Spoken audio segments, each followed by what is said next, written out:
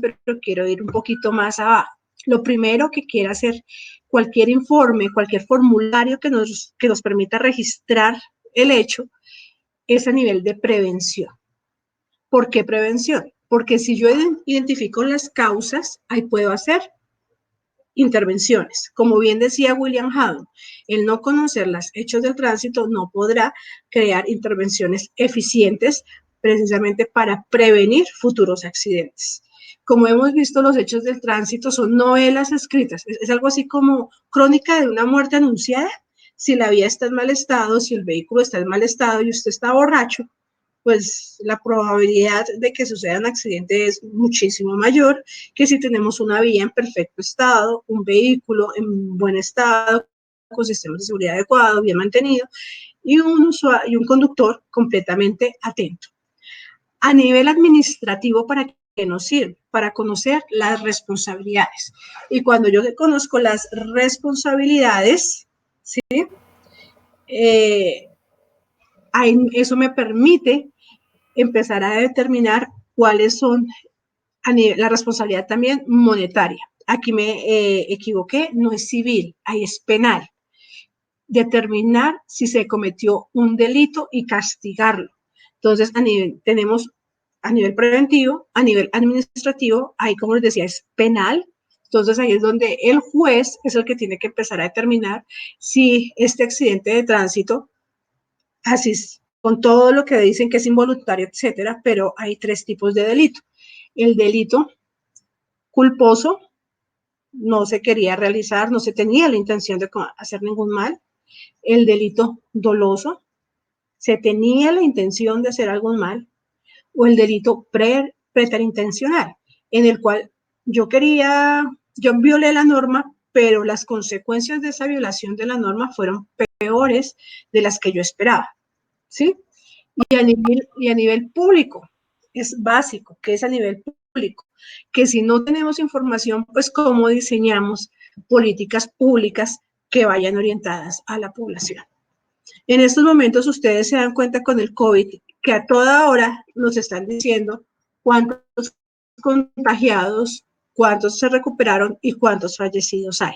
Ustedes lo están viendo a toda hora esa información, porque con estos 3 indicadores, más que todo los recuperados y los contagiados, los estados es que están diciendo si alargan la cuarentena o el confinamiento, si lo reducen y cuáles son las medidas de distanciamiento social que se van realizando. Y este tema de los datos, por ahí como alguien decía, es que el problema es la economía. En este tema el problema es la información, el dato. ¿Desde cuándo empezó a ser relevante que no había información? En el 2004, cuando salieron este documento de la OMS, Informe Mundial sobre Prevención de los Traumatismos Causados por el Tránsito, ellos muy claros dijeron la necesidad de datos de buena calidad y de un enfoque científico. La información tiene que ser consistente, creíble, bien diligenciada, veraz. ¿Y por qué enfoque científico? Porque yo no voy a registrar lo que buenamente se me ocurra, sino la información que me pueda permitir determinar unas responsabilidades y unas causas.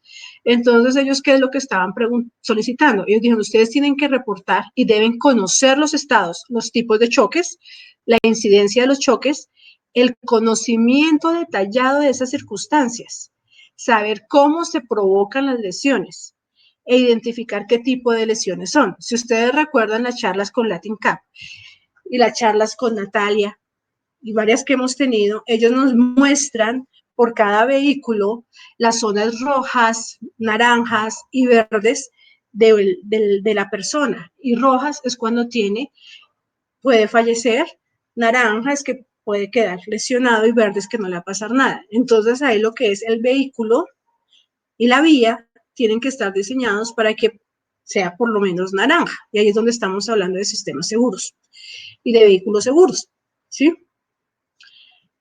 Pero ¿qué nos están diciendo sobre el problema? Que esto no está suficientemente desarrollada la recopilación de datos sobre el tránsito. No tenemos información adecuada. Y que muchas veces se notifican el número de funciones y de traumatismos graves inferior al real. Aquí en Colombia, Fasecolda hace algunos años siempre nos presentaba unas cifras muy altas de heridos de tránsito que no coincidían con los informes policiales. ¿Y eso por qué se presenta? Porque las personas muchas veces se cayeron de la casa, les pegaron, cualquier cosa, y todo lo pasaban como accidente de tránsito. Entonces, eso hemos de considerarlo y conocerlo, la calidad de la información. Por eso, cada vez más, los IPAD son más rigurosos y muchas veces nos encontramos es con un problema, porque el agente de tránsito tiene su IPAD, pero si son lo que ellos dicen autolesiones, pues la fiscalía no se los recibe.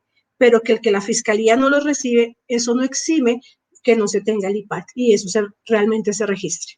Más adelante, dijimos, ¿en qué año? 2004. En el 2009, 2010, que empezamos a hablar del Plan Mundial para el Diseño de Acción de la Seguridad Vial, en sus estrategias 4.1 y 4.2.2.1, nuevamente nos hablaron de los datos. Nos decían que hay que mejorar la calidad de la recopilación de datos a nivel nacional, regional y mundial. Eso es básico. ¿Qué es? El accidente de tránsito o el siniestro vial, siniestro de tránsito. Esa es como la fiebre. Entonces, se presenta ahí, tú tienes fiebre, pero es que resulta que tú puedes tener fiebre por una virosis, puedes tener fiebre por una bacteria, puedes tener fiebre porque te insolaste. Entonces, cuando hablamos de recopilación de datos, es que hemos de determinar cuáles son esas causas que realmente lo llevan. Y llega y nos dice algo muy importante. La OMS convida a las naciones que deben considerar estas 5 áreas. Sabemos cuáles son las 5 áreas: gestión institucional, infraestructura segura, vehículos seguros, comportamientos seguros y atención a víctima. ¿Sí? ¿Para qué? Pero su estrategia nacional, no todos los países tienen la misma estrategia, se debe deber o depender a los sistemas de recopilación de datos. Vean lo importante. Si yo tengo información, yo puedo hacer intervenciones, yo puedo diseñar mis planes, pero si no tengo información, pasa lo que hoy en día está sucediendo, que nos traen de todo lado y nosotros creemos a pie juntillas que esas son las soluciones, cuando tenemos que manejarlas, contextualizarlas en nuestras regiones, en nuestros países. También muy importante, algunos países necesitarán una inclusión gradual de los 5 pilares. Aquí vemos los datos, el problema en los datos. Pero, ¿qué es recopilar? Que lo hemos escuchado ya varias veces. Recopilar es que nosotros juntemos, reunamos cosas que están dispersas. Los hechos de tránsito se presentan uno acá en Bogotá en la 100, otro en la 68, otro en la séptima, están en todos lados. Pero toda esa información tiene que llegar a un mismo lugar para poder identificar qué es lo que pasa. Pero ¿quién lo debe gestionar? Ahí nuevamente el Plan Mundial en el Pilar 1 llega y nos dice, vuelve y juega. En la actividad 3 tenemos que en los estados, sistemas de recopilación de datos, ¿sí? Adicional, en la actividad 4 nos dice que debemos tener un análisis de datos nacionales. En la actividad 6 nos dice que los accidentes de tránsito y las defunciones y traumatismos deben ser registrados. O sea, en el pilar, ahí que no estamos hablando del Estado. Entonces, tenemos que crear un sistema, aquí se creó por medio del RUNT, se tienen que analizar, no es solamente que yo tenga datos fríos y ya. Tenemos el Observatorio Nacional de Seguridad Vial aquí en Colombia, también está en Argentina, está el Observatorio Iberoamericano de Seguridad Vial, tenemos muchos observatorios que ellos lo que hacen es recopilar, analizar esta información, ¿sí? Y tenemos que establecer y respaldar estos sistemas de datos para que no nos hagamos cosas locas por ahí, intervenciones que realmente no funcionen para nuestras comunidades. Y aquí tenemos el pilar 4, que tenemos que estos datos tienen que ser probatorios. O sea, no es solamente registre, no, tienes que analizarlo, analizarlo científicamente y con ellos tienes que definir intervenciones. A nivel internacional, eso es a nivel nacional. A nivel internacional, nuevamente tenemos en la actividad 5, mejorar la calidad de los datos sobre seguridad vial. Eso es algo que es un llamado que hicieron a todo el mundo. En el 2015,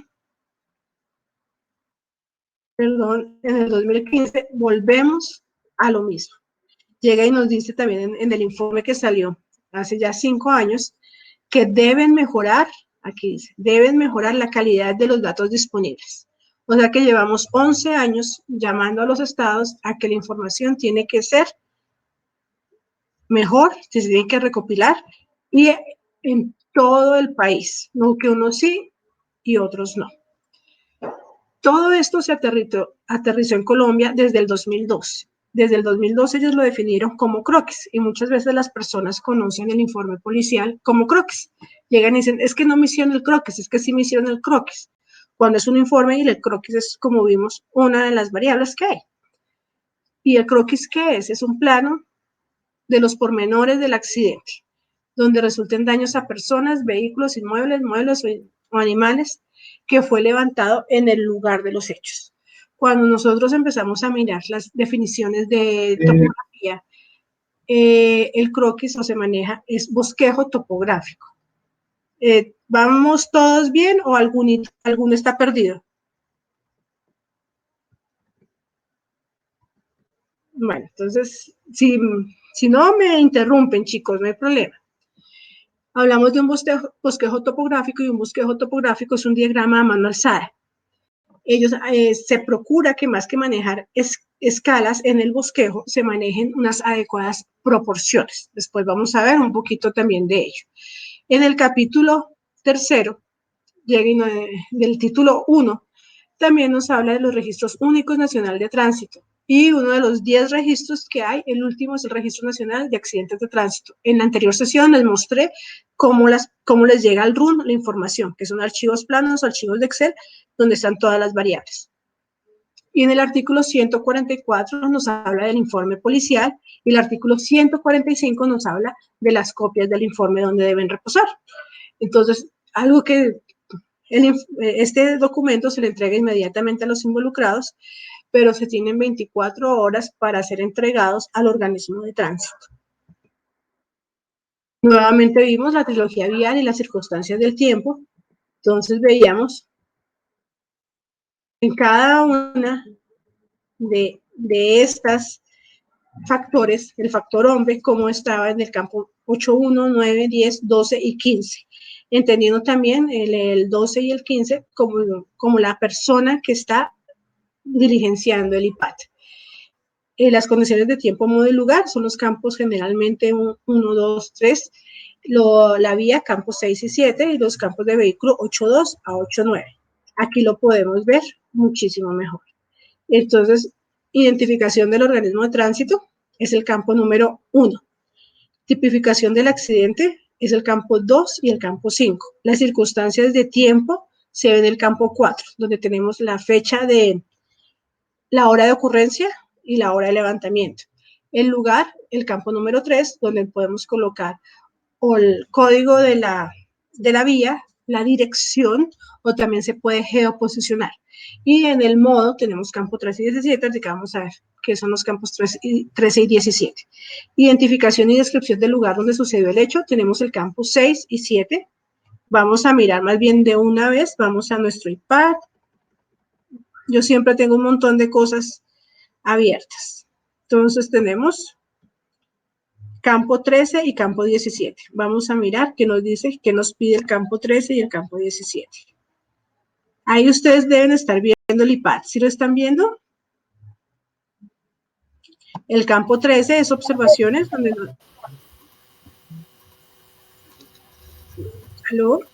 nos dice que podemos revisar un poco más. ¿Quieres hablar? No, digo que lo estamos observando. Es que preguntas con la señora Figueroa y digo que no te estamos escuchando. Ah, súper, me alegra. Muchas gracias, Natalie. Entonces tenemos el campo número 13, que son las observaciones donde muchas veces hemos de registrar si movieron los vehículos, si la persona, lo que refirió la persona. Algunas veces el conductor llega y dice que se me fueron los frenos. Todo eso te tienen que registrar ahí. Y el campo 17 es el del bosquejo topográfico. Vamos a bajar, este es el del bosquejo topográfico o el que llamamos como croquis. Este es. Después vamos a tener una sesión de cómo se diligencia ese documento. Ahora, identificación y descripción del lugar donde sucedió el hecho. Vamos a campo 6 y campo 7. Vamos nuevamente arriba. El campo número 6 nos está diciendo cuáles son las características del lugar. Si fue en el campo, si fue en la ciudad, qué zona había alrededor, etc. Y el campo número 7 ya es un poco más sobre la vía y lo que observaron y encontraron en esta vía. Personas involucradas, entonces, donde se identifican los actores viales y se determinan las lesiones. Tenemos el campo 8.1, 9, 10 y 12. Vamos a ver el campo 8.1 de qué habla. Habla de conductor. Identificación del conductor, dirección, donde está la persona y también si tuvo alguna lesión y a dónde fue trasladada. También hay todo el tema documental que es básico, la licencia de conducción, si portaba SOAT, muchas veces si tenían casco para los motociclistas, etc. Tenemos el campo número 9. Vamos a bajar hasta que veamos el campo número 9. El campo número 9 hace parte de uno de los anexos y ese campo número 9 es de las víctimas. El anexo número 2, víctimas, pasajeros, acompañantes o peatones. Entonces, el conductor siempre se registra dentro de las 3 hojas normales del IPAT. Pero si hay otra víctima, un peatón que pasó, víctimas o lesionados dentro del vehículo, se tienen que registrar en el anexo número 2. En el anexo número 1, que es este, se registra el informe como tal, nos sirve para 2 conductores o 2 vehículos involucrados. Si hay más de 2 vehículos involucrados, se diligencia en el anexo 1, donde la primera parte es el campo número 8, que corresponde al conductor. Vehículos involucrados. El campo número 10 y el campo número 12. El campo número 10, vamos a mirar, 8.9. Vamos a mirar acá, el campo número 10. Es un resumen, es este que ustedes ven acá. Ese es un resumen de cuántas víctimas hubo, cuántos heridos y cuántos fallecidos. Primero, se clasifican, si ustedes se dan cuenta, de acuerdo al rol que tenían en el momento del accidente, si eran peatones, acompañantes, pasajeros o el conductor. Y al final, aquí se revisa cuántos heridos y cuántos muertos. En estos días yo estuve haciendo la tarea con la información del Observatorio Distrital de Seguridad Vial, en lo que llevábamos del confinamiento hacia el 20 de abril, habían 12 personas fallecidas por hechos de tránsito. En el mismo periodo de tiempo del 2018, porque aún no tengo los del 2019, habían 72 personas fallecidas, 72 fallecidas, y en 62 accidentes de tránsito. O sea que varios accidentes de tránsito tuvieron más de una víctima, lo cual es bastante triste y peculiar. Vemos el campo número 10, ya vimos a qué se refería, vamos a reducir el campo número 12. Bien, acá puedo hacer un paréntesis. Claro, dale. El día de hoy nos compartieron un balance de las estadísticas de siniestralidad vial y lo que llevamos del 20 de marzo al 23 de abril, llevamos 16 fallecidos. El 94% de ellos, pues, actores viales vulnerables. En el 38%, pues, tenemos acá que son motociclistas y acompañantes de motociclistas. El 31% de ellos eran peatones, 25% ciclistas y 6% pasajeros de bus. ¿Listo? Ya, esto es lo que Muchas gracias. Esta información es bastante valiosa. Como yo me puse en el trabajo de compararla contra el 2018, tenemos que pedirla del 2019. ¿Sí?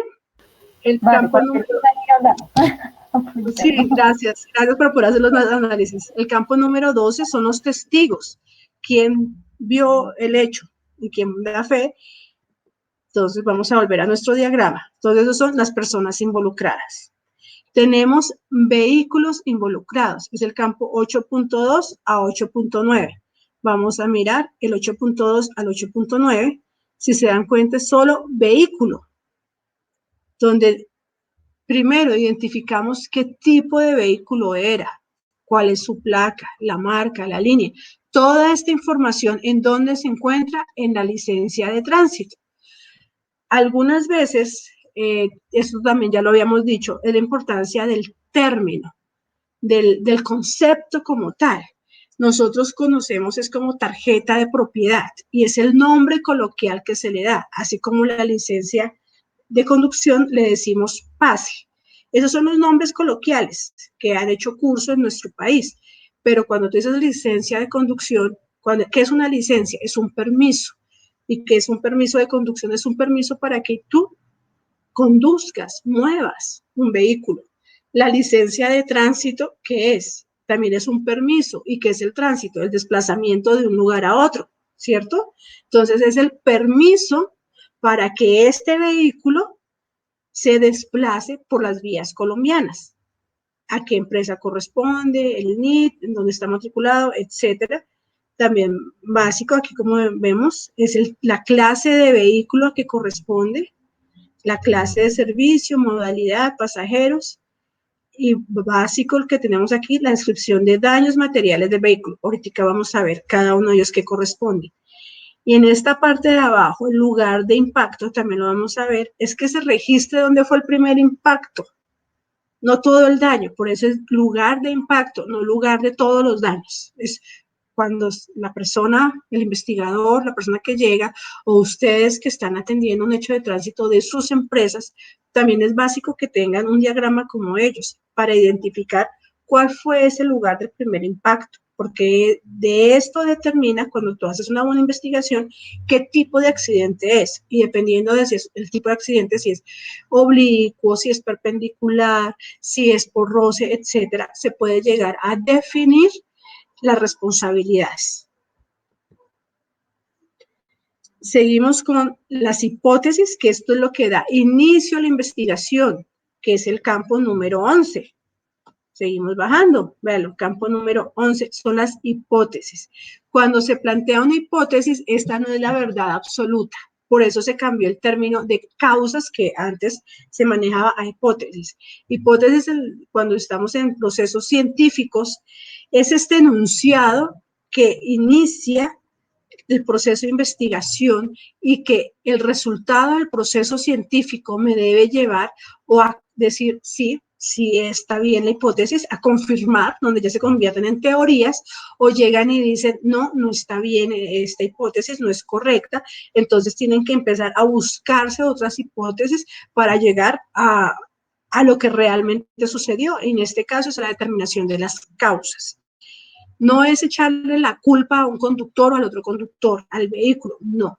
Es lo que posiblemente pudo haber ocasionado, haber generado este accidente de tránsito. Por eso está del conductor, del vehículo, de la vía, del peatón o del pasajero. Y tenemos un último campo o componente del IPAT, que es quién realizó la diligencia y la codificación. Es estos dos puntos que tenemos acá. ¿Quién fue la autoridad que la diligenció? Ok, es que yo vengo es por mi empresa. También en la empresa hay que saber quién fue la persona que fue hasta el lugar de los hechos a conocer el caso, que observó, que habló con los testigos o le tomó los datos a los testigos, que asistió al conductor del hecho, porque no es nada sencillo la persona que está en shock, y que conoció a la autoridad que estaba conociendo el hecho. Y la parte que vemos acá, que con número único de investigación. Este número único de investigación tiene que coincidir con todo lo que se maneja en el manual, en el sistema de cadena de custodia, con los rótulos, con la noticia criminal, si hay lugar a ella, con los informes, con el informe ejecutivo, si hay informes de laboratorio, etcétera. Eso tiene que coincidir porque es un número único del caso. También en las empresas, si ustedes manejan un informe de siniestralidad, codifíquenlos, identifíquenlos, que sean únicos, que el álbum fotográfico también esté relacionado con ese único número de caso, que las entrevistas a los testigos también, y cuando hacen ustedes sus procesos de investigación, independientemente de la metodología que organicen, manejen un único caso, un único código. De esa manera es más fácil llegar a determinar qué es lo que ha venido sucediendo. Bueno, y este es el quiz de la clase pasada. Tenemos 4 imágenes, ¿sí? La primera imagen es la que tengo el cursor.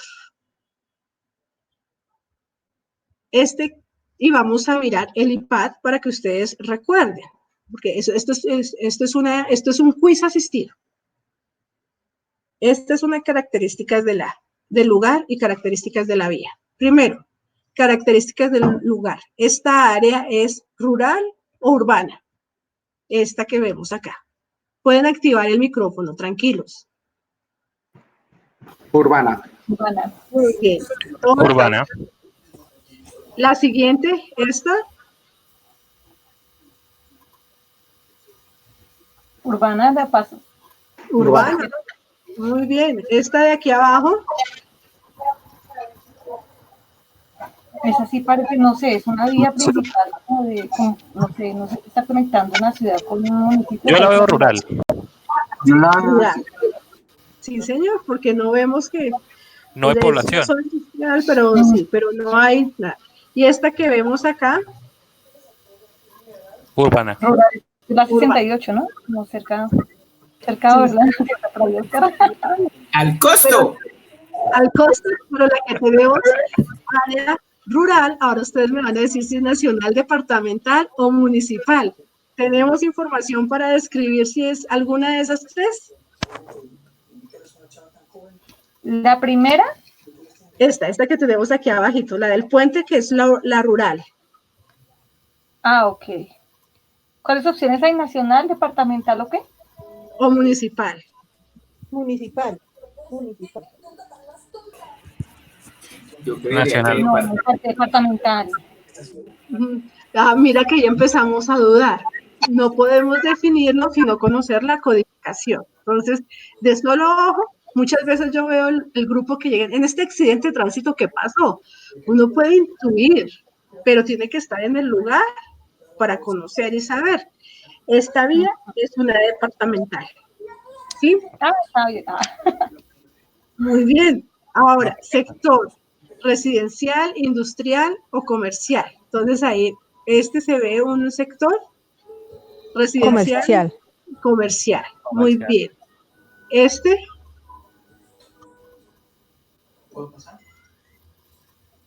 Si ustedes, los que no sepan, es como la 9ª con 93. Sería como... ¿Vemos industrias por ahí cerca? ¿El puente de la 100? Sí, señora, cerca del puente de la 100. Como residencial, ¿no? O sea, porque hay varios conjuntos, no sé.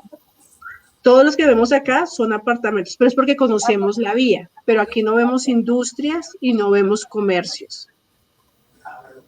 Y la clasificación es que el 75% más de las edificaciones colindantes a la vía deben tener ese uso de suelo.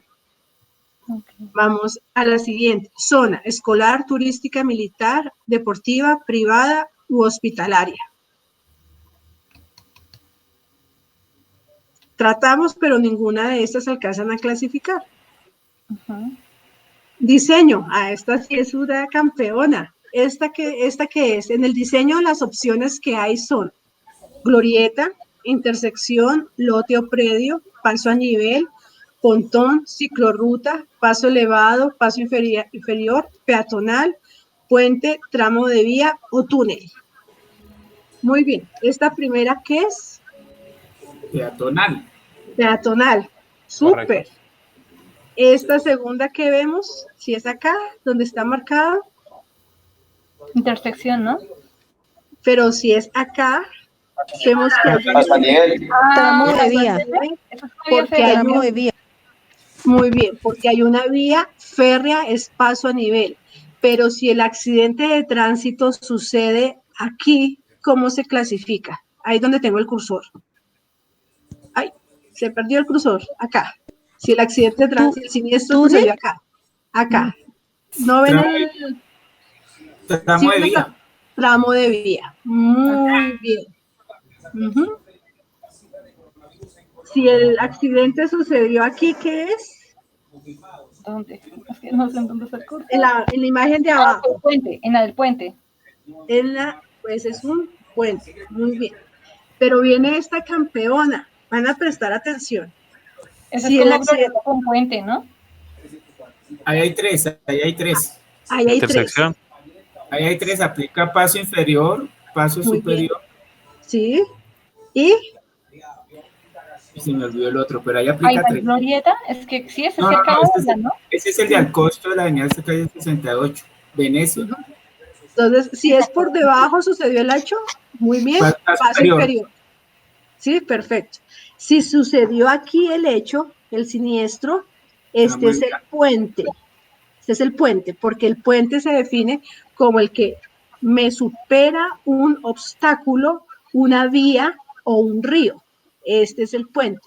Pero si sucede aquí arriba, el hecho ya es un paso a nivel. ¿Entretenido, no les parece? Sí. Hay que mirar muy bien la vía donde sucedió. Ahora vamos a mirar, eso es lo que tenía, este era el quiz que teníamos sobre características del lugar. ¿Qué sucede, por ejemplo, si sucedió, vamos a devolvernos un momentico, el hecho, aquí tenemos un paso a nivel, pero sucedió el hecho acá donde tenemos este vehículo blanco, donde dice paso a nivel, la foto que está en la parte superior derecha. El hecho sucedió aquí. ¿Ahí lo ven? ¿O no lo? ¿Sí lo que estamos a ver? La camioneta blanca. Sí, En el señora. paso cebra, sí. Sí, señora, sí, se ve en la casa amarilla. Muy bien, al pie. Ahí, ¿qué sería? ¿Cómo la clasificaríamos? Una intersección, ¿no? Una intersección. Muy bien. Y en la intersección registramos aquí intersección. Pero cuando venimos acá, es una geométrica, son rectas, ¿cierto? Son planas las dos vías. Bahía de estacionamiento, vamos a mirar. ¿Tiene bahía de estacionamiento? No. No. ¿Tiene andén? Sí. Sí. Sí, la vía 1, mira, tiene andén. Entonces, andén. Utilización, esta es la vía 1. ¿Un sentido o doble sentido? En sentido, doble sentido. Un sentido. Un sentido. Muy bien. ¿Y la vía Un 2? sentido. Un sentido. Un sentido. Un sentido. Muy bien. Y ahí vemos que hay una zona peatonal. ¿Sí vemos la zona peatonal? Sí. ¿Sí la ven, chicos? Sí, que el carro la está pisando. Sí, ingeniera, El carro está... el carro parqueado. belleza, ¿sí o no? Belleza. Eso nunca se ve. No, no. La misma vía puede llegar a tener muchísimas tipificaciones. ¿De qué depende? Del lugar donde sucedió el hecho. En eso también. Por eso es básico el bosquejo topográfico. Algunas veces la policía me decía, si el accidente sucedió en el vehículo blanco, yo tengo que diagramar toda la vía, o sea, la vía, el separador y la otra calzada. Algunas personas dicen sí, otras dicen no. Todo depende del nivel de detalle que se quiere del registro fotográfico que se haya manejado.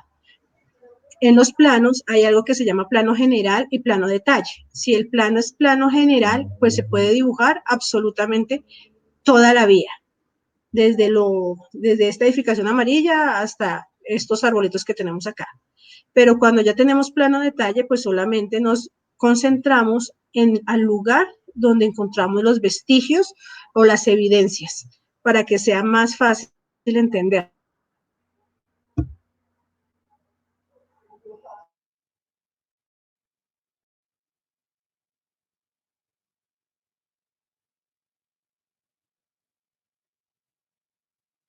a la gravedad de los mismos daños, ¿sí? Lo primero que tenemos es un rayón. Los rayones generalmente se dan cuando hay accidentes por roce o cuando hay accidentes en las glorietas, esos se vienen, o cuando hay adelantamientos, ¿sí? Entonces, el rayón es sencillamente uno de los dos vehículos o el vehículo sobre alguna baranda, algún sistema de la infraestructura, llegó y se produjo una rayita, un rayito que afectó la pintura. Fácil de reparar, no hay ningún problema. El siguiente que tenemos es una hendidura. La hendidura es, si ya se viene más en los accidentes de tránsito que son oblicuos, los que son perpendiculares y ninguno de los dos vehículos viene a gran velocidad, o cuando alguno de los dos vehículos choca con el otro, sencillamente se produce el daño y uno de los vehículos afecta las latas del otro, generando un hundimiento, pero muy leve. O sea, es una hendidura tampoco. Roce es muy parecido al rayón. El rayón se produce en la pintura, una raya que hay ahí sencillita, pero el roce ya se ve o bien con la superficie, con un bordillo, con otro vehículo, en el cual no se alcanza a alterar tanto la pintura como en el rayón, pero sí queda como el vestigio de la otra superficie sobre nuestra pintura o sobre la parte metálica del vehículo. Aquí vemos un rayón, es una moto, perdón, aquí vamos por roce, es una moto que rozó contra una baranda. Permiso. ¿Señor? El roce no es el desprendimiento de de la pintura en un sector del vehículo. Sí, señor. Es más, sí, señor, es más complicado que el rayón. Aquí va en orden, sí, señor. Entonces, muchas gracias. ¿Quién habló? ¿A quién le damos manito arriba? Julio. Julio, gracias, Julio. Tenemos desalojo. Vemos acá. Es un hundimiento aún mayor que se produce generalmente en la parte de los capós. Ahí vemos cómo la superficie empieza a tener un sistema más cóncavo. La abolladura. La abolladura es más pronunciado que el tema del desalojo y se producen, como ustedes lo ven acá, formas cóncavas y convexas, ¿sí? Aquí está hacia arriba y aquí está hacia abajo. El desplazamiento, no sé por qué no coloqué la fotico, el desplazamiento entonces es cuando alguna parte se movió de su lugar, se movió de su posición, la puerta se movió, no alcanza a ser en un englobamiento, pero por lo menos el guardafangos llegó y se corrió de donde estaba sin llegar a caerse, porque si se cae ya es otro sistema. El englobamiento generalmente también se da cuando tenemos choques frontales y se produce cuando mi tapita, el capó, se levanta, se recoge y se levanta, se recoge y se levanta como si fuera un globito. Eso ya son choques a mayor tema de velocidad. Tenemos el desalojo, que ahí es cuando decíamos el determinado elemento se cayó, ¿sí? Aquí la parte de delante, la parte de atrás, una puerta, etc. La rotura, cuando alguna parte de nuestro vehículo se ha roto.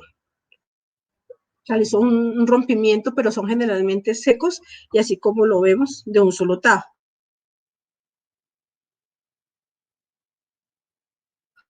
Las fracturas es otro tipo de roturas y generalmente a la parte del chasis, a la parte mecánica del vehículo. Aquí vemos donde se desprende el tema de la tijera que se daña, no sé, llegan y se rompen, a ellos se les considera ya, en el informe nosotros tenemos diferentes tipos de vehículos, tenemos un vehículo normal, tenemos un colectivo o un microbús, un camión y un tractocamión. Si el choque, el punto de impacto fue en este punto, ahí se le coloca una X o se raya hasta donde se presenta. No es que coloquemos todo esto aquí y lo rayemos todos los daños que hay, no. ¿Y cómo se observa el primer golpe generalmente es el que tiene mayores daños, a no ser cuando ya tenemos el tema de accidentes de tránsito con volcamientos de campana y todos ellos, que hay que entrar a determinarlo muy bien con muchísima observación en dónde fue que sucedió. Ese primer punto, un accidente, un siniestro vial, el punto de impacto es el primero que hay, pero puede llegar a tener varios puntos de impacto dependiendo de la cinemática del accidente o cómo está sucediendo el accidente. Era una charla muy cortica, muy cortica. Si tienen dudas, es la hora. ¿Todo esto para qué? Estamos terminando, ya ustedes saben, este año todo el tema de la década de acción por la seguridad vial, y de acuerdo a lo que pasó en febrero en Estocolmo, pues venimos a fortalecer el tema de objetivos de desarrollo sostenible. Ya se vio lo que no funciona, que a pesar de que había la década, pues muchos embajadores, muchos gobiernos no eran conscientes de lo que estábamos haciendo, de lo que se estaba haciendo. Ahora pues es mirar qué cambios, qué hacemos diferente para que los resultados dentro de 10 años, ya las metas de seguridad vial hay para el 2030 y el 2050, entonces para que los próximos 10 y 20 años, 10 y 30 años logremos realmente un cambio. Por eso es la importancia de la información. Y la importancia de la información es, primero, observar, describir. Segundo, registrar en el formato que se tenga. Entre las personas más tengan que escribir, más opciones hay el error. Por eso nuestro iPad evita que las personas escriban y la mayoría sencillamente tienen que colocar X. Es unificar el lenguaje, es hacer campañas para que entendamos cada uno qué es la glorieta, qué es la ciclo, qué es la ciclorruta, que si se conoce toda la vía solamente sea en un punto determinado, no en absolutamente todo. Es la importancia en conocer el responsable, quién es el que diligenció, quién es el doliente. Cada hecho debe tener un doliente, una persona que realmente sienta que si algo hizo mal, tiene que responder. Y si bien la información es básica, este informe es básico, pues hay otros formatos que lo complementan y que pueden llegar a mayor profundidad del hecho. Por lo menos en el tema del testigo hay formatos para el diligenciamiento de la entrevista. Y hoy en día tenemos cualquier cantidad de medios que nos permiten recoger mayor información. Cuando vamos a ver, por ejemplo, vamos a la última hoja de este documento, cuando vamos a ver el croquis, vamos a encontrar información similar. Aquí no sé por qué toda la parte de aquí abajo es quién diligenció el croquis, quién diligenció el bosquejo, cuál es el número de caso, en dónde sucedió el hecho. Tenemos información aparentemente repetida, pero es tener puntos de control. Tenemos varios puntos de control para que sepamos que la información es correcta. Yo creo que en estos días hacemos un video de cómo se diligencia rápido el bosquejo topográfico, que también eso lo han simplificado muchísimo, porque lo más importante es la información de calidad. Y una información de calidad es una información estandarizada y una información que posteriormente se pueda llegar a verificar. ¿Dudas? ¿Comentarios? ¿Dije mentiras? A todos se les comieron los ratoncitos, se les comieron la lengua. No, ingeniera, no, estuvo, primero que todo, pues la información fue muy clara, muy precisa para el equipo de trabajo del transporte especial, que siempre, bueno, afortunadamente en Rodarsas no hemos tenido sino un solo accidente, un solo siniestro vial, un choque simple, no ocurrió mayor cosa, pero los transportadores ya están entendiendo de qué es un IPAP, y su merced nos lo está entregando prácticamente así, lo más masticadito que lo podamos entender. Gracias, ingeniera, de veras que mil gracias. Con gusto. De igual manera, buenas tardes. Sí, la verdad fue muy bueno. Hay un tema que es lo que yo siempre en muchas ocasiones lo he hablado, incluso en las demás conferencias, de que desde el momento en que nosotros empecemos a unificar un criterio, una forma adecuada de decir las cosas de una manera técnica y que se entiendan, ahí las cosas van a empezar a mejorar mucho mejor, ¿sí? Tener claro realmente cómo debemos expresarnos para que las demás personas también de igual manera lo empiecen a hacer y queden todos, pues obviamente, con el conocimiento. Súper, sí, señor. Gracias, Inge, por mi lado, no, genial. Me encantó la parte, ay, ya te fuiste. Te estaba hablando y ya no te veo. Ya, aquí estoy.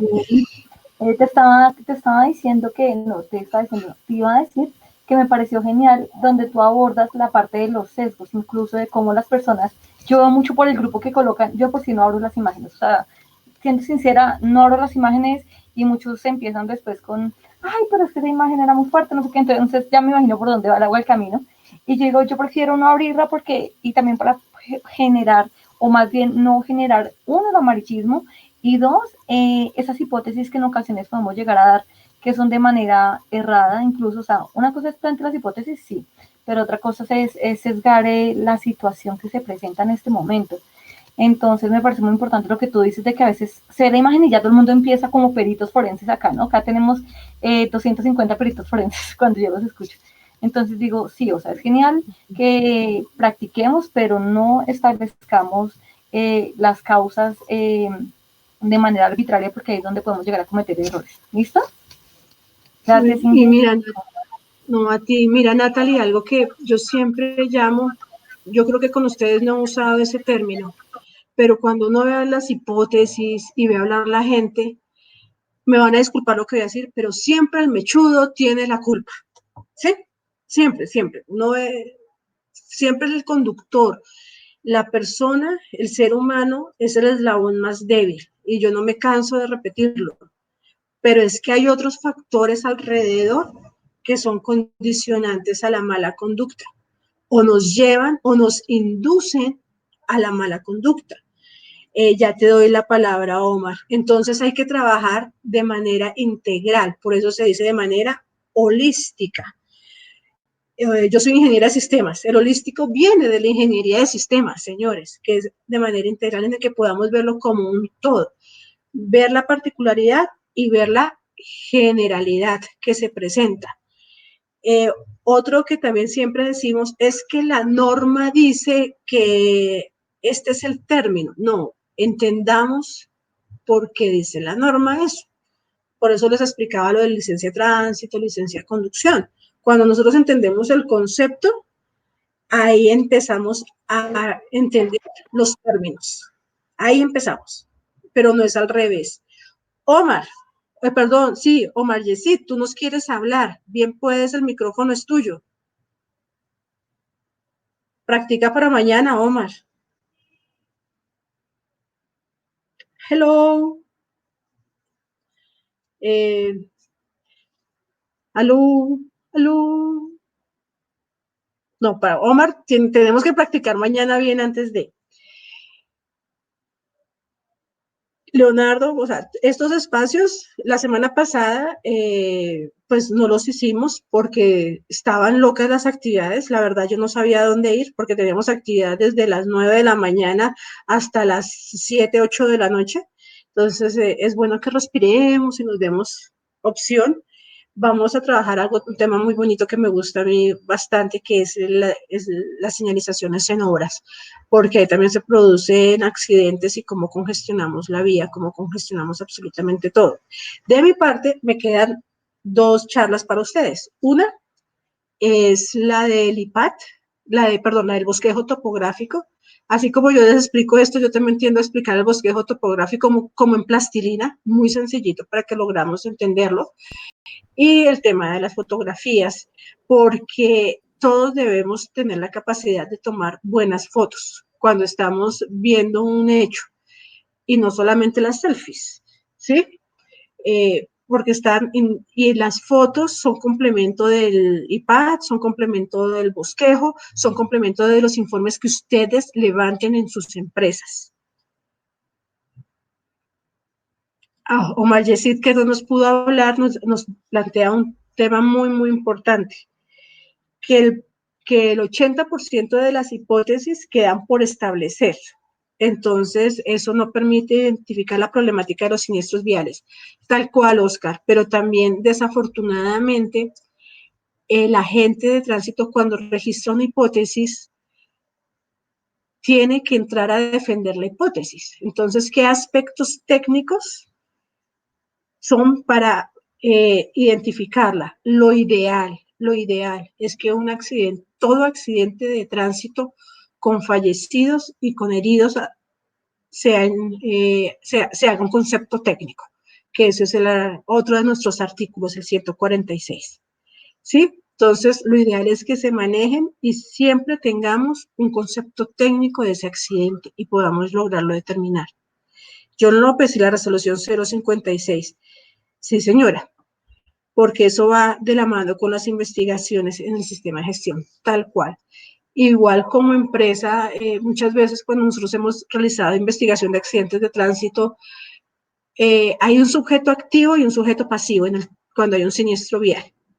El sujeto activo es aquel que sus actuaciones fueron las que me llevaron a que se produjera el siniestro. Y el sujeto pasivo es el que recibió el que fue como víctima, si podemos hablarlo así, de toda esta situación. Entonces, ahí hablamos de sujetos activos y sujetos pasivos. Cuando hacemos las investigaciones, nosotros hacemos la investigación desde la empresa, porque uno no puede entrar a mirar qué pudo haber hecho la otra persona, el otro conductor. Cuando uno está haciendo investigaciones desde la empresa, es qué pudo haber hecho el empleado, qué puede hacer la organización, así sea sujeto pasivo, para evitar este tipo de hechos. ¿Sí? Entonces, algunas veces, tristemente, las investigaciones quedan solamente de un lado, porque no se puede contemplar las intervenciones absolutamente todo cuando se hacen desde la empresa, cuando se hacen ya desde la policía o cuando vengan nuestros agentes de tránsito, nuestros azules, se presenta de otra manera. O sea, ahí sí toca mirar las responsabilidades a nivel integral. A mí me encanta, no sé si aquí tengo algún paisa, a mí me encanta, me fascina el sistema que tienen en Medellín. En Medellín, todo accidente de tránsito que es conocido por la autoridad, les extienden amablemente una invitación o una orden de comparendo. Entonces, las dos partes tienen que ir a la inspección de policía, a la inspección de tránsito, para que un sustanciador los escuche. Las dos partes dan la versión de los hechos.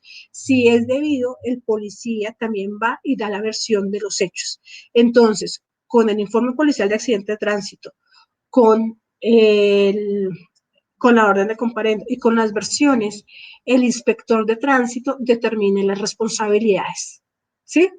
Entonces, eso me ha parecido una práctica muy interesante, porque en Medellín, diferente aquí, Omar Yesid, es que se maneja muy bien el tema de la investigación y ese concepto técnico, porque como es conocido por la autoridad escucha a los involucrados, ellos dan su versión libre de lo que ha sucedido y ahí se puede llegar a determinar responsabilidades. Esa es una buena práctica que pues desafortunadamente por la cantidad de hechos pues no se realiza aquí en el país.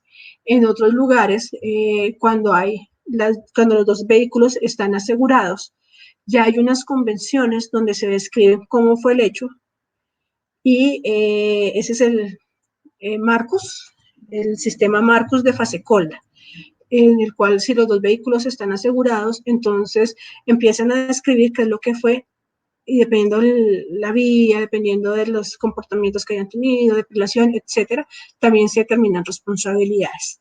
Entonces, ahí sin necesidad de un informe policial, entre civiles también se pueden arreglar. A eso en Europa se le llama el formato de declaración o el formato amistoso de solución de conflictos.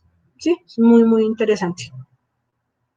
Aquí John nos está diciendo que nos invita el decreto 39.9 para la atención a víctimas en siniestros viales, que está adicional al PES, y la resolución 056. Las buscamos, John, con mucho gusto y las contemplamos. Algo importante en las empresas, todo el tema de los siniestros viales es que los podamos investigar y podamos determinar cuáles fueron las causas para intervenir sobre ellas, porque como les decía, muchas veces siempre la culpa es del mechudo y algunas veces ese mechudo pues está cumpliendo unos horarios absurdos de trabajo, o puede que la empresa tenga bien sus horarios, pero el tráfico no les ayuda.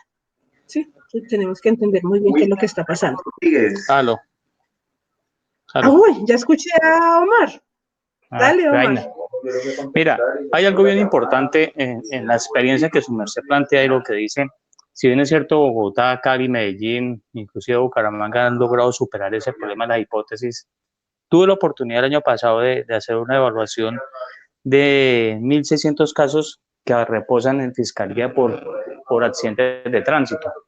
Y de esa cantidad de accidentes, más del 80% van ¿con qué? Con el presunto por establecer.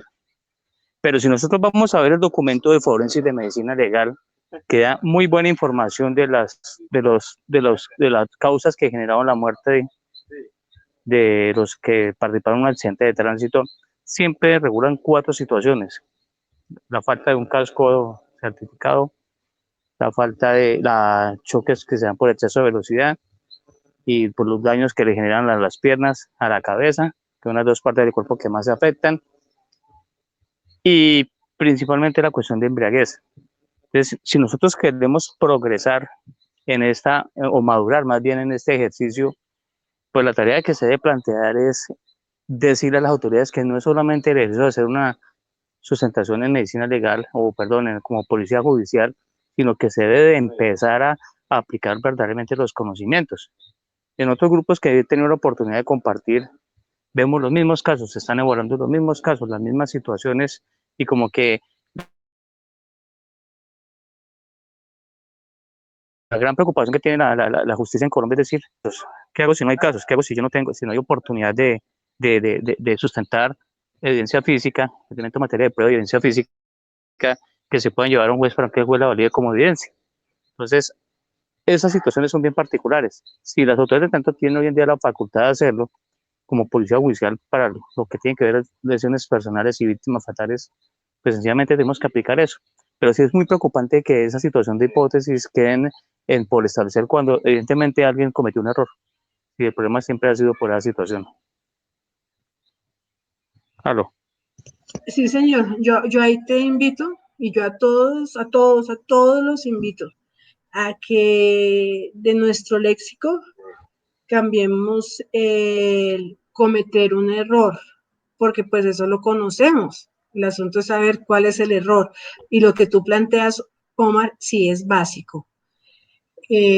Todos los accidentes con fallecidos y con lesiones graves que pueden llegar a fallecer después, lo ideal es que se haga una investigación. Y es tanto que no se habla solamente del levantamiento del accidente de tránsito, no se habla de ello, se habla de investigación del accidente de tránsito, donde la primera cadena o la primera fase, la primera etapa es el levantamiento. O sea que lo que se busca es que siempre se logre investigar para determinar lo que tú bien estás planteando, Omar, las causas. La hipótesis. Sí, después porque ya después, ese es otro tema que también yo les invito. Nosotros no somos jueces, nosotros no podemos decir la culpa la tuvo tal persona. Así sean dentro de investigaciones en nuestras empresas, nosotros no podemos determinar culpables, eso lo determina únicamente un juez. Uno puede llegar a definir responsabilidades, y algo que tiene la siniestralidad vial es que es multifactor. Entonces hay que entender muy bien, como nos decía Haddon, sus 9 casillitas de Haddon, más los otros 3 que entran, que es el tema de la gestión institucional. Es que mire por qué le hago este comparativo. Evaluando lo que dice el IPAT.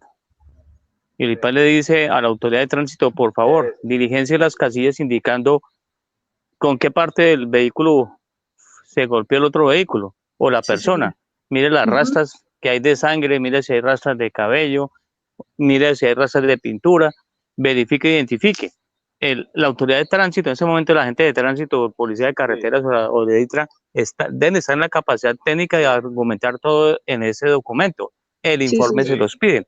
Y al momento de estar en juicio, cuando va a presentar el elemento probatorio, la evidencia física que tengan, él tiene que identificarse diciendo: yo soy autoridad de tránsito, me formé en tal lado, tengo tanta experiencia, he levantado tantos casos y bajo mi premisa y mi experiencia puedo decir esto que observé del elemento material de evidencia física que recolecté y que están en cadena de custodia, en el almacén de evidencias, qué sé yo, el procedimiento que tenga que hacer.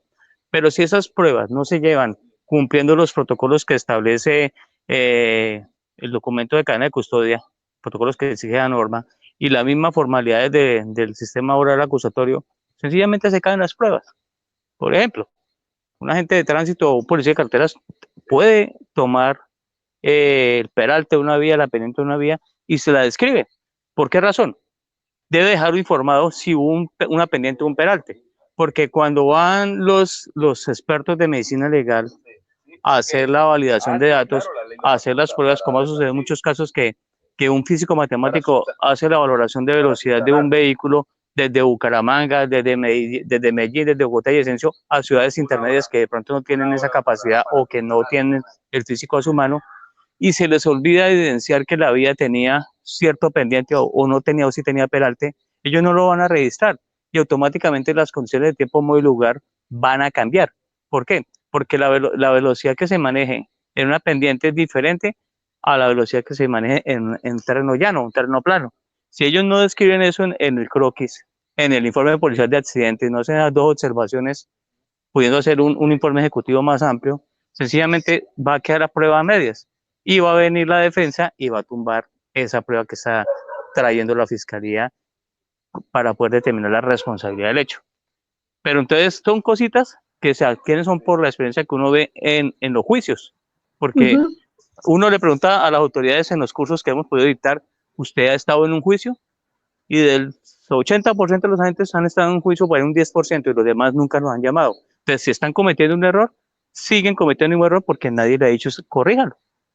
Y entonces la fiscalía pasa por la pena de quitar ese elemento probatorio que se está presentando para que se convierta en prueba y coja la fiscalía y se quede sin argumentos y el proceso tenga que archivarse. Eso es muy común, desafortunadamente, en nuestro medio, y como su merced bien lo dice, los privados, los abogados ya cuentan con mucha mayor experiencia y ellos aprovechan esos errores de la fiscalía y los casos se caen. Entonces, en las diferentes oportunidades que hemos tenido con la fiscalía de trabajar esos ejercicios, de hablar con ellos, de explicarle a ellos esas situaciones, los fiscales dicen: mire, es que se está cometiendo estos errores, pero si vamos a ir más allá, ¿a cuántos organismos de tránsito están capacitando su personal operativo sobre estas situaciones que realmente les enseñen sobre la práctica lo que está pasando? Pues son muy poquitos los que hacen esa gran tarea y ahí están las grandes dificultades. Sí, señor Omar, tú presentas algo muy, muy, muy interesante y es a nivel del caso. Y yo tomándote la palabra, extrapolemos eso cuando hay muchos accidentes en la misma zona y no registramos bien pendientes, peraltes, radios de curvatura. Pues sencillamente, y siempre decimos que es la persona la que se quedó sin frenos, pero siempre la misma zona y no se ha registrado adecuadamente, pues no se pueden hacer intervenciones para corregirlo. ¿Sí? Correcto, porque mira, perdón, le hago la última interpelación sobre eso. Conocí de unos varios casos donde la gente de tránsito explicaba, no, que le preguntaban que el área dónde fue, urbana o rural. Entonces se equivocó y colocó urbana, y perdón, que era rural y era la vía en una situación urbana. Ahí cambia la condición de velocidad. Acuérdense que en el área rural la velocidad máxima es 80 kilómetros, en el área urbana es 60, independiente de donde estén las restricciones de uso. Y luego le preguntaban si la vía era plana o pendiente. No, se equivocó y colocó plana. Y resulta que la vía era pendiente. Eso cambia automáticamente las condiciones de tiempo, modo y lugar del accidente y los niveles de fricción que hay sobre las ruedas para poder determinar la velocidad en que iban. O de pronto que se equivoque o no tengan claro si es material pedregado, si es arena, si es material afirmado, o si es asfalto, o si es concreto.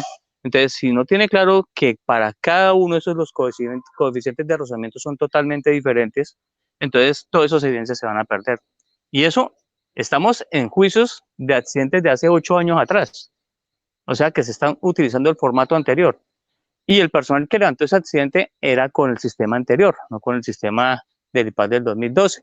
Entonces, esas situaciones que están ahí quietas generan una confusión interesante en los juicios, que será bueno que las autoridades que estén en este grupo pues digan si sí o no realmente pasa eso, porque lo que necesitamos es como afianzar ese conocimiento y tener la claridad del mismo. Por ejemplo, en esa situación, si una vía no tiene señalización y un testigo dice, no, es que invadió el carril, pero si no hay una señalización que indique cuáles de los dos carriles hay, si los carriles son angostos, y no conoce la reglamentación que existe sobre el perfil de la vía, según el POT, el EOT o el POT del municipio donde están actuando, pues van a incurrir a un error bien grave, porque las cosas van a ser totalmente diferentes a lo que están planteando. Eso es lo que quería intervenir. Muchas gracias, Omar. Muy valioso lo que comentas. Desde la parte acusatoria, que pues es de la policía, si ustedes se desempeñan en empresas, son la parte de defensa, puede llegar a ser, o la parte también de víctimas, algo que hizo nuestro sistema penal oral acusatorio. Antes solamente las pruebas y las evidencias las podían aportar la fiscalía, ¿sí? Desde el 2004, afortunadamente con la ley 906, también puede ser el implicado, el indiciado o las víctimas. Pueden aportar diferente cantidad de evidencias que son sometidas a peritazgos. Muchas veces nosotros, desde la empresa que he venido trabajando, hacemos peritazgos de los accidentes por parte de las víctimas, y eso también es completamente valioso. Entonces, si bien la autoridad tiene la buena labor, aquí John López nos decía que más que ir a juicio es porque empezamos a entenderlo, lo hacemos, la persona lo hace por inercia, pero lo hace desde la autoridad que está abrumada, cansada, o piensa que ya se la saben todos. Eso es lo delicado, que nosotros presumamos algo. Eso es lo delicado, que seamos muy ligeros en dar conceptos, porque cuando uno ya llega sesgado con la información, pues sencillamente observa lo que quiere observar y no lo que realmente es. Lo que muy bien John no está diciendo, porque realizan las labores de inercia y sin tener en cuenta los protocolos requeridos para la recolección de elementos materiales probatorios y evidencias físicas. Sí, John, en eso tú tienes muchísima razón. En eso que hemos de hacer, como muy bien lo plantea Omar, la primera es capacitar a nuestra autoridad, pero también capacitarnos nosotros como civiles, ¿sí? Y lo enmarco con la pregunta de Deyanira, que las fotografías ayudan para estos casos. Sí, Deyanira, es vital tomar un buen registro fotográfico, un buen registro videográfico, ¿sí? Porque así puedes ver realmente las condiciones de la vía, las condiciones de la señalización, los daños de los vehículos, inclusive saber si un testigo es o no es testigo.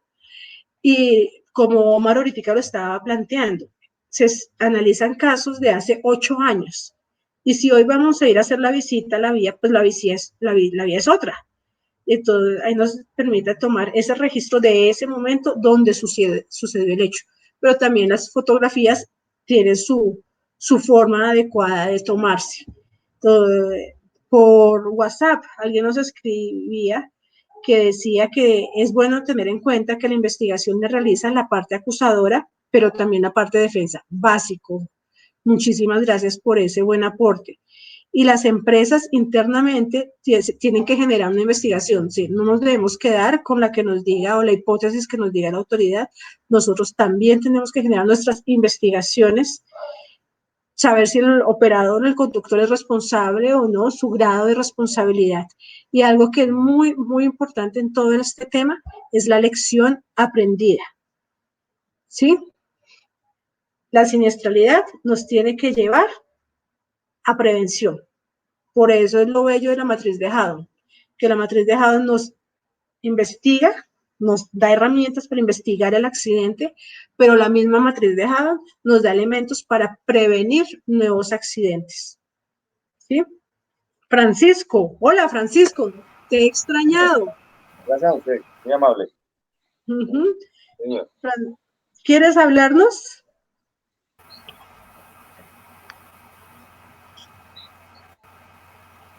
Bueno, Francisco también nos decía que la mayoría de empresas o empresarios no saben qué es este documento. Esta es parte de la tarea que estamos haciendo con ustedes, que los conductores no saben qué están firmando y también tienen que ellos conocer. Muchas veces la autoridad no le gusta que se coloquen en observaciones, porque las observaciones no es solamente la autoridad, las observaciones también son de los implicados, de los involucrados. Ellos pueden colocar ahí si están de acuerdo, si no están de acuerdo, qué comentarios le tienen y levantar sus evidencias. Sí, de Yanira, eso es básico. Y Elkin también tienes toda la razón. Dayanira nos dice que el tema de las lecciones aprendidas es el tema de prevención, darle confianza a las personas. Muchos de ellos se sienten como conejillos de indias. Me ha pasado también en varias empresas que no quieren contarnos cómo fue el hecho y hay que llevarlos a un ambiente de relajación. Generalmente el tema de lecciones aprendidas lo manejo mucho con caricaturas, no por ridiculizar, sino para bajar el nivel de estrés. Y Elkin, que hoy en día existen una cantidad de herramientas tecnológicas que ayudan mucho, sí señor, las cámaras, los GPS, hay herramientas que nos permiten calcular las pendientes y las peraltas. Omar, dale, ¿tienes un comentario adicional? Sí señora, mire, de la experiencia que hemos logrado recoger nosotros en la Fundación Fiscrovial con el equipo técnico que tenemos, es que nosotros en este grupo, y es para que todos de pronto lo puedan aplicar, aquí se puede dividir el grupo a 3 áreas, al área de investigación, al área de prevención y al área de control, y otra al área de prevención, que ya la había citado. ¿Por qué? Las empresas no han querido entender, si es el sector privado y el sector público, que si en el PSV aparece la plática, el signo, el número ceros en la implementación de programas, pues el PSV no va a servir. Pero también nosotros debemos de empezar a prepararnos en el grupo como estamos, a que unos hagamos parte de la parte de investigación, otros hagamos parte de la parte de prevención, otros hagamos la parte de control y seguridad, sino que nosotros debemos de enfocarnos esa es la capacidad que tenemos de orientar la labor que estamos haciendo. Su merced decía algo muy importante sobre el IPAD, y es que en el IPAD es obligatorio que no solamente la autoridad lo conozca, sino los conductores en general, porque un conductor, y lo digo en la forma como se le explica a las personas que asistan a clases con nosotros, es que ellos se les dice, ustedes saben qué significa el IPAD, no tienen idea. El croquis, como su merced lo dijo puntualmente. Pero si no saben qué dice toda esa cantidad de recuadritos, por qué están marcados, por eso es que ellos también se enredan en lo que tienen que decir o hacer. Siempre se basan los abogados en decirle que es que ellos tienen el derecho a quedarse callados, ¿no? Porque pueden generar algo en contra de ellos mismos. Pero yo sí quiero invitar a las personas del grupo, sean autoridades, sean instructores, sean abogados, sean ingenieros, de que formalicemos bien este documento y lo podamos conocer y saber la importancia que tiene aplicarlo y saberlo trabajar. Porque es que el gran problema que tenemos con los conductores es que ellos, al momento de actuar en un accidente, no saben qué tienen que hacer. El conductor no es que se vuelva un chacho en el IPAD, pero sí sepa identificar cada una de las casillas que dice para sí mismo, sepa cómo argumentar y cómo puede decir al abogado o a la empresa qué fue lo que sucedió y si lo que están consignando las autoridades en ese documento, en ese informe, se ajustan a la realidad de lo que pasó. Porque a fin de cuentas ellos son los únicos que saben lo que pasó. Y es algo que desafortunadamente, por desconocimiento, pecan los inocentes y lo aprovechan los que no son inocentes.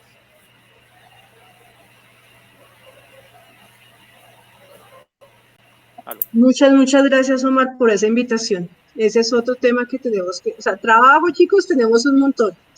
Mi invitación, sigamos capacitándonos, sigan creando los stickers, hagamos las infografías.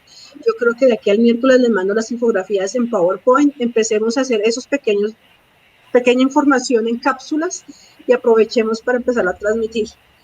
Les estaremos dando mañana más indicaciones de qué es lo que tenemos planeado para ustedes. Omar, te esperamos mañana con el tema del regulador de tránsito de nuestros auxiliares.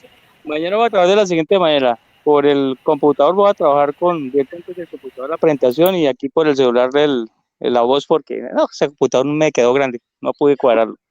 No, mañana probamos.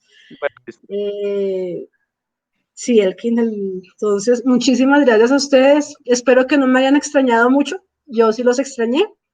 Millones de bendiciones. Cuando terminemos, a lavarnos las manitas. Si no tienen que salir, quedémonos en casa. Yo mañana tengo que ir a hacer mercado. Bueno, en fin. Entonces, las manitas, desinfectar todos los espacios y nos vemos mañana, chicos. Un placer haberlos, y chicas, un placer haberlos visto. Bendiciones. Bendiciones, buenas noches. Buenas noches, bendiciones. Un abrazo para todos, cuídense. Perfecto, buenas noches, un abrazo, que descansen, Dios les bendiga.